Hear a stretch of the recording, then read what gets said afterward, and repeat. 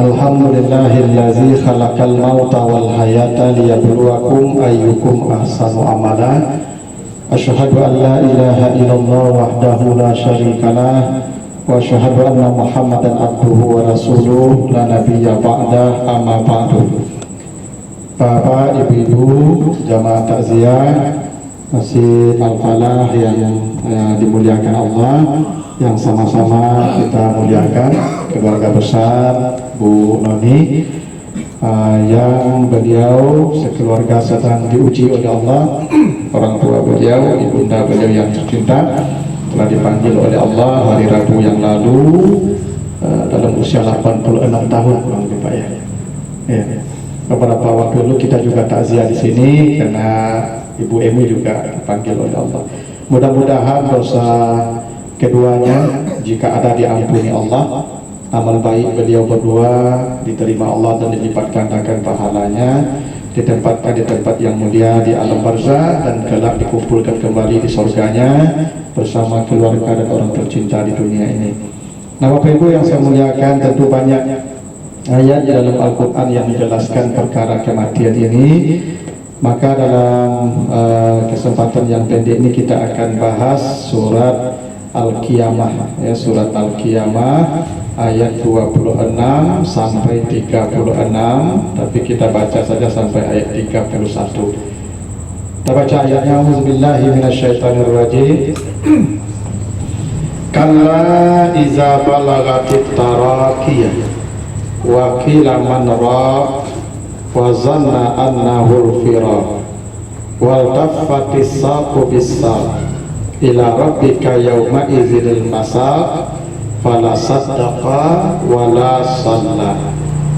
Artinya, apabila nyawa telah mencapai kerongkongan dan dikatakan siapa yang bisa menyembuhkan engkau hari ini, dan barulah dia yakin bahwa inilah saat berpisah dengan dunia, dan bertautlah betis dengan betis kepada Tuhanmu, pada hari ini engkau akan dihalau, maka dia tidak membenarkan janji-janji Allah dan tidak mengerjakan salat. Nah, itu artinya surat Al-Qiyamah ayat 26 sampai 31. Jadi kata Allah, ada masanya semua kita ini akan mengalami satu keadaan di mana nyawa kita sudah sampai ke tenggorokan. Kata Allah, iza balagatit taraqi, bila nyawa telah mencapai tenggorokan. Dia ada masanya, Ibu, ya. Nyawa kita akan ditarik dan dia akan sampai ke tenggorokan. Di masa itulah pintu taubat ditutup oleh Allah, ketika nyawa sudah sampai ke tenggorokan. Sebenarnya Bapak Ibu, tenggorokan itu bahasa Arabnya bukan taraki, tapi khulquh. Dibaca di surat Al-Waqiah, ya, surat Al-Waqiah 83. Kata Allah, falaula iza balagatil khulquh wa antum hina izin tanzurun, ya, wa nahnu aqrabu ilaihi minkum walakin la tubsirun. Ketika nyawa sudah sampai ke tenggorokan, engkau lihat dia meregang nyawa, dan kami lebih dekat dari kamu yang duduk dekatnya, tapi kamu tidak melihat apa yang terjadi di waktu itu. Jadi kata Allah, ada masanya nyawa kita akan sampai ke tenggorokan. Tapi tenggorokan itu disebut taraki. Taraki itu dari kata raqa. Raqa itu artinya naik. Jadi naik itu bahasa Arabnya raqa. Itu makanya mengangkat sesuatu dalam bahasa Arab disebut ruqyah. Ya, jadi kalau penyakit itu diangkat, maka mengangkat penyakit namanya ruqyah. Jadi nyawa itu disebut taraki. Taraki itu artinya naik. Nah, dari situlah dipahami bahwa mati itu naik, prosesnya naik dari kaki menuju tenggorokan, terakhir di ubun-ubun. Memang mati itu begitu, Pak. Jadi proses mati itu bermula dari kaki, terus merangkak, dia naik, ditarik terus sampai ke tenggorokan. Di tenggorokan pintu tobat ditutup oleh Allah. Makanya orang kalau menghadapi proses mati itu Pak Ibu, biasanya kakinya yang dingin dulu ya, jadi dingin kaki itu kita dulu mulai proses rasul-rasul dekat ibu cocok ya, kalau oleh angin saya tidak mulai itu, tapi kalau terasa dingin ada tobat ada dia, karena masih bisa tobat dong sebelum sampai ke tenggorokan. Nanti terakhir tarikannya di ubun-ubun, kallala nasfa'am bin nasiyah, nah, kata begitu ya, tarikan terakhir di ubun-ubun itu. Makanya ada hadis Nabi ya, ketika Abu Salamah meninggal dunia itu matanya terbelalak putih. Lalu sahabat bisik-bisik, ini bagaimana Abu Salamah? Lalu kata Nabi, setiap orang ketika nyawanya ditarik sampai ke ubun-ubun, maka tarikan terakhir di ubun-ubun itu mata mengikuti tarikan ruh. Itu maka mata orang itu terbuka, kadang nyalang, kadang tak putih mata ya. Nah itu kadang ditarik di ubun-ubun terakhir itu Pak Ibu. Nah itu ada masanya Bapak Ibu, kita semua akan mengalami hal yang sama. Karena proses mati itu berawal dari kaki terus naik sampai ke tenggorokan, itu disebut taraki. Dan di waktu itu sudah tobat itu tuh. Nah kata Allah, wakila man rak, ketika itu dikatakan kepadanya, siapa lagi dokter yang bisa menyembuhkan engkau hari ini? Jadi ketika nyawa sudah sampai ke tenggorokan, datang pertanyaan, ada tidak dokter yang bisa menyembuhkan? Tidak ada. Nah, itu makanya Bapak Ibu, semua penyakit ada obatnya, kecuali yang tidak ada obatnya yaitu mati. Karena mati itu puncak sakit, itu makanya Allah tanya, ada tidak yang bisa mengobati engkau hari ini? Itu makanya Bapak Ibu saya sering sarankan, kalau nanti Bapak Ibu sudah sakarat, dia tahu, dokter tahu tuh Bapak Ibu. Kalau orang di sakarat dokter tahu, karena kesadaran orang pun diukurnya tuh Pak. Kalau kesadaran orang di bawah sekian, itu dia mati. Makanya nanti kalau Bapak Ibu dibawa ke ICU, kalau tidak ditemani di ICU itu jangan mau. Iya, karena Bapak Ibu orang di ICU itu tidak ada lagi pertolongan. Karena Allah sudah katakan, wakila man rak, ada tidak dokter yang bisa menyembuhkan hari ini? Tidak ada. Secanggih apapun dokternya tidak bisa menyelamatkan nyawanya itu, karena sudah sakarat. Satu-satunya yang bisa diselamatkan di hari itu adalah imannya. Itu makanya kata Nabi, lakinu mautakum la ilaha illallah. Ajarkan kepada orang yang sakaratul maut la ilaha illallah. Karena dia dalam proses yang berat, dan setan akan mencabut imannya di waktu itu. Itu kenapa Nabi Isa di surat Maryam ayat 33, Nabi Isa berdoa, wassalamu alayya yawma wulidtu wa yawma amutu wa yawma ub'atsu hayyan. Kata Nabi Isa, ya Allah selamatkan saya di hari lahir, di hari mati, dan di hari dibangkitkan kelak. Karena salah satu yang membuat manusia celaka itu hari mati. Karena di hari itu setan akan mencabut iman orang. Nah di kala itulah kita membutuhkan bantuan orang. Salah satu bantuannya apa?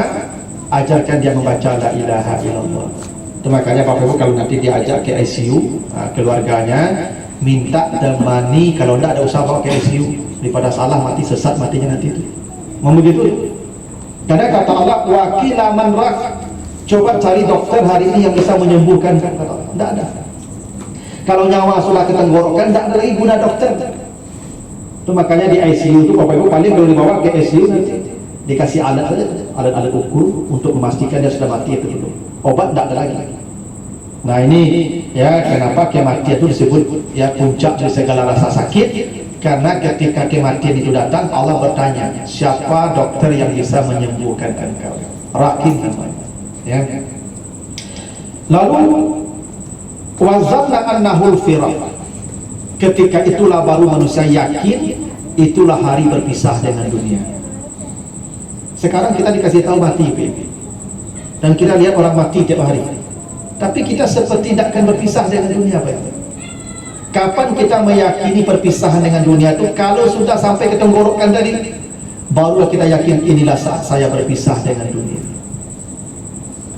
Nah, makanya Bapak Ibu ya, kita ini kenapa lalai beribadah, kenapa ibadah kita tidak maksimal, kenapa maksiat masih jalan? Karena kita belum yakin 100% akan mati. Saya begini Pak, kalau matiku sudah diyakini dekatnya, pasti orang beramal itu maksimal, percaya ya.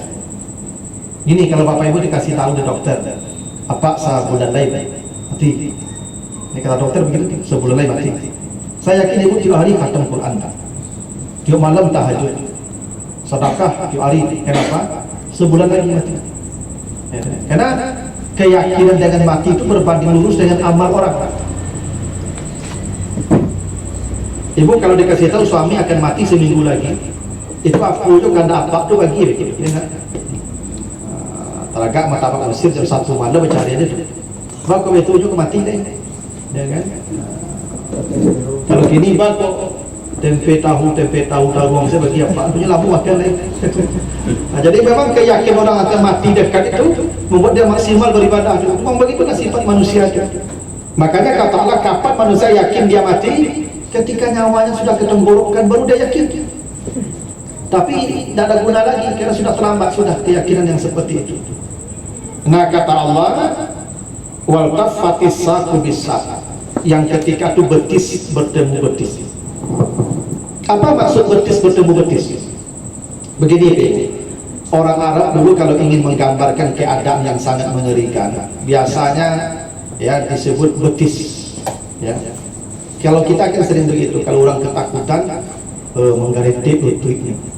Pokoknya lututnya biasa aja. Cuman lutut itu menggeletik, itu karena takut. Woi, bibirnya hitam, gitu ya.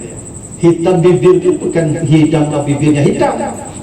Itu pucat, takut. Kira-kira gitu. Jadi orang Arab kalau menggambarkan takut yang sangat, maka bahasanya betis bertemu betis. Artinya ketika manusia menghadapi proses sakarat itu, manusia ketakutan yang ketakutannya luar biasa. Kenapa? Karena ketika sakratul maut itu kata Allah, fakashafna anka ghita'aka, dibukakan Allah semua yang ditutupi selama ini. Bapak Ibu belum pernah lihat neraka kan? Waktu menjelang sakratul maut itu diperlihatkan nanti. Nih. Makanya kita menghadapi kondisi goncangan jiwa yang dahsyat. Ketika mati takutnya luar biasa. Nah, ketakutan yang luar biasa itulah yang disebut dengan betis bertemu betis. Tidak ada ketakutan melebihi ketakutan saat nyawa kita dicabut oleh para malaikat. Itu kenapa Allah sebut betis bertemu betis, bukan betis bertemu betis.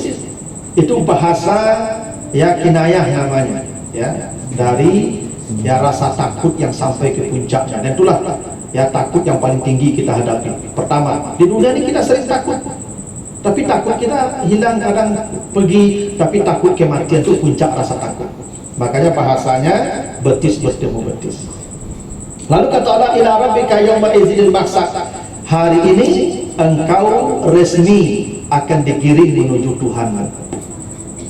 Nah sekarang kita ini Bapak Ibu belum digiring, kita ini sedang ya mengumpulkan bekal menuju perjalanan yang panjang.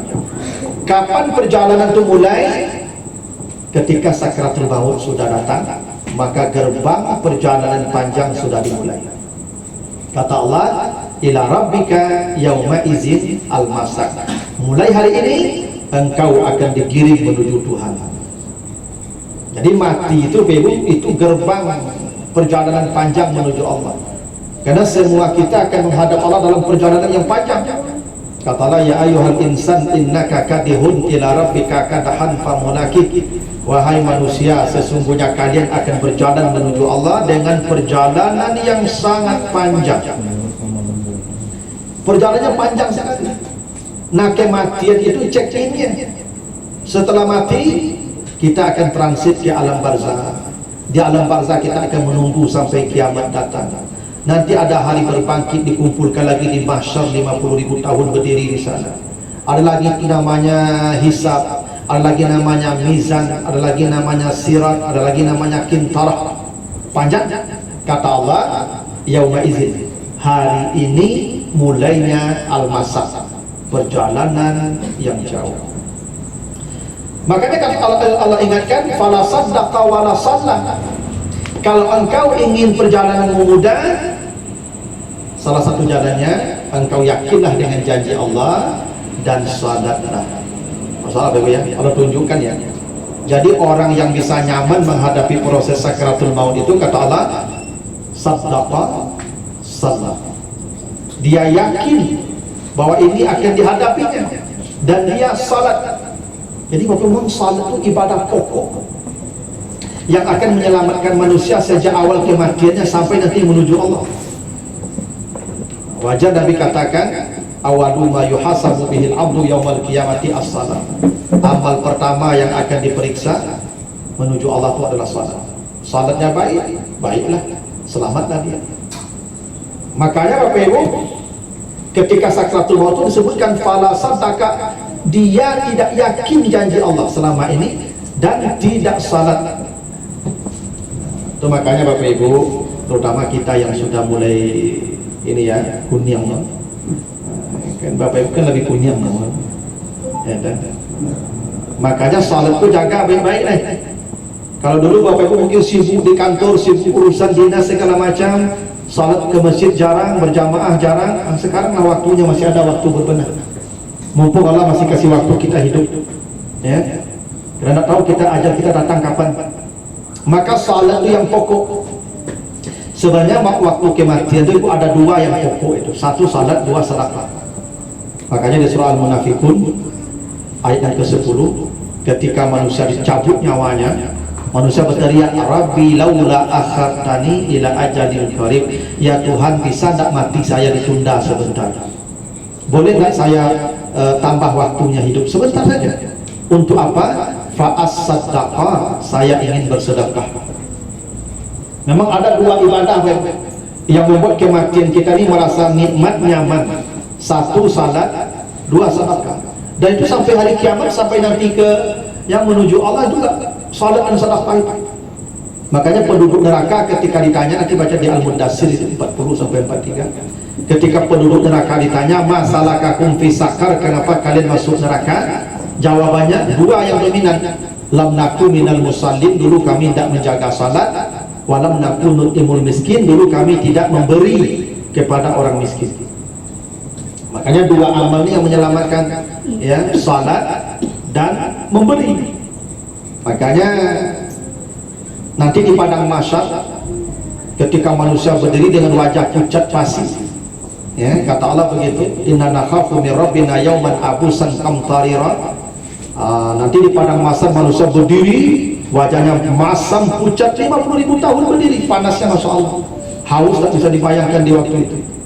Tapi ada kata Allah, walaqahum nadrata wa surura, ada orang yang wajahnya riang gembira, ya, bahagia, cerah. Apa amalnya? Wa yut'imuna ta'am ala hubbihi miskina wa yatima wa asira. Di dunia dia senang memberi makanan kepada orang. Jadi memberi makan itu besar amalnya, sedekah makanan itu. Nah, makanya dulu ada sebuah hadis, ya, itu para sahabat dulu senang memberi makanan kepada orang, ya, ketika ini keluarganya meninggal dunia selama 7 hari dia kasih makanan kepada orang, bersedekah untuk orang yang mati. Karena memang memberi makan itu amal yang besar, ya. Makanya ibu-ibu kalau bisa wirid-wiridku buatlah makanan, ya. Bukan soal makan bisa saja kita beli di mana-mana, tapi ibu kasih makan apa-apa yang pengajian itu pahalanya Masya Allah besar. Ya, apa-apa tuh mau ke mengantuk dengan pengajian kan datang gak dikunyah, ya kan? Waduh gak dikunyah dengan mengantuk apa-apa itu dapet besok, ya, angkui lah, ya, kue apa ke pengajian, sambil dengan pengajian makan, dah malah. Ya Ustaz ceramahnya dah malah, tinggal tu ambo. Kalau dia akhir kamu tu mau makan dah ya. Tidak bagi ambo tu makan di panjang jadi ambo. Jadi amalnya ringan tu, ya, kasih makan. Karena memang begitu, orang ketika mati itu dua persoalan yang mungkin dia sesali, salatnya satu, sedekahnya satu. Itu makanya di ayat ini kata Allah, fala saddaqa wa la saddaqa. Engkau tidak membenarkan janji Allah dan engkau, ya, tidak salat. Jadi salat itu yang menjadi yang pokok penyelamat manusia, ya, yang akan menyelamatkan manusia kelak di akhirat. Itu salatnya, salat, ya. Nah, makanya sering saya katakan Bapak Ibu, untuk anak-anak kita tolong salatnya dijaga. Karena kata Allah begitu, wa'mur ahlaka bis salah wastabir 'alaiha. Suruhlah anakmu salat, jaga salat anakmu, dan sabarlah memperhatikan salat mereka.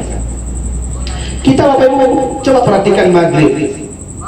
Yang datang maghrib itu yang pensiun saja, yang laku-laku saja. Subuh juga jadi subuh. Aku tak yakin di warga komplek pun model-model tua sih, laku-laku saya sadot, tak yakin belum.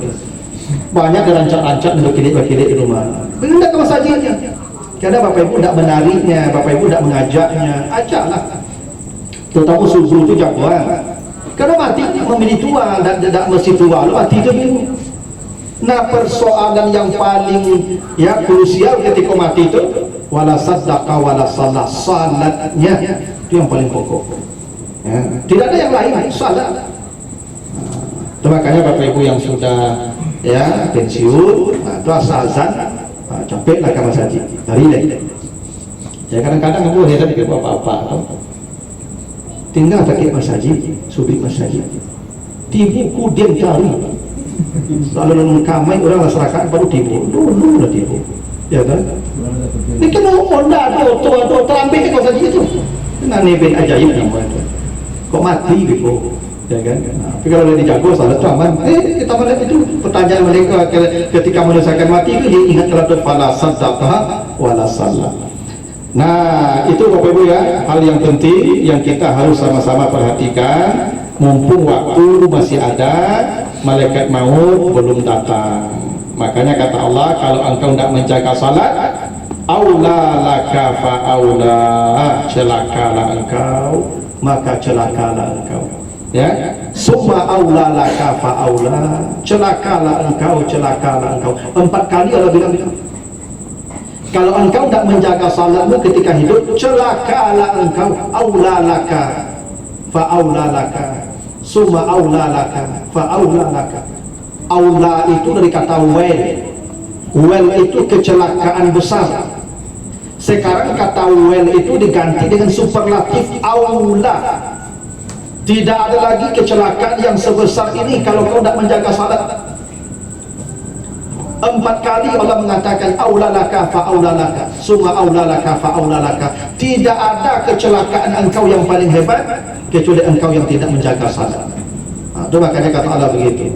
Makanya kata Allah, apakah manusia mengira ayasabul insan ayutsraka sudah.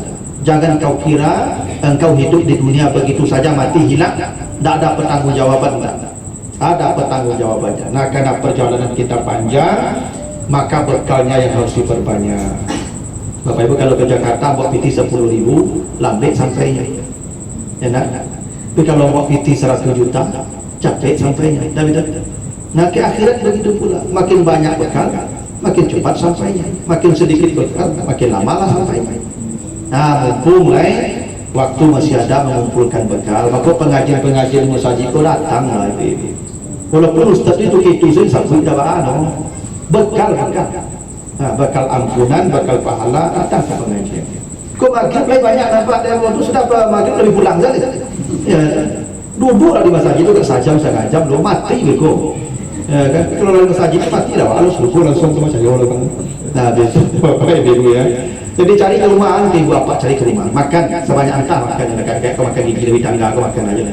Ya dan, kau ibu kena jadi ibu suka citu sih masih berduka lah, kena jadi ibu le. Maka duduk di masjid kuliah, bekal kumpul kalian. Daripada aulalaka, aulalaka, summa aulalaka, aulalaka, celaka kata Allah. Itu. Nah semua kita akan mengalami hal yang sama. Tentu informasi yang disampaikan Allah yakinilah dan berbenahlah mumpung waktu masih ada. Begitu yang bisa saya sampaikan nasihat kita bersama, mudah-mudahan ada manfaatnya. Kalau ada salah al-malumah kita beri maaf ya. Mudah-mudahan perjalanan beliau dimudahkan Allah menuju Allah. Lebih kurang mohon maaf. Subhanakallahumma wa bihamdika asyhadu an la ilaha illa anta astaghfiruka wa atubu ilaika. Wassalamualaikum warahmatullahi wabarakatuh. Waalaikumsalam.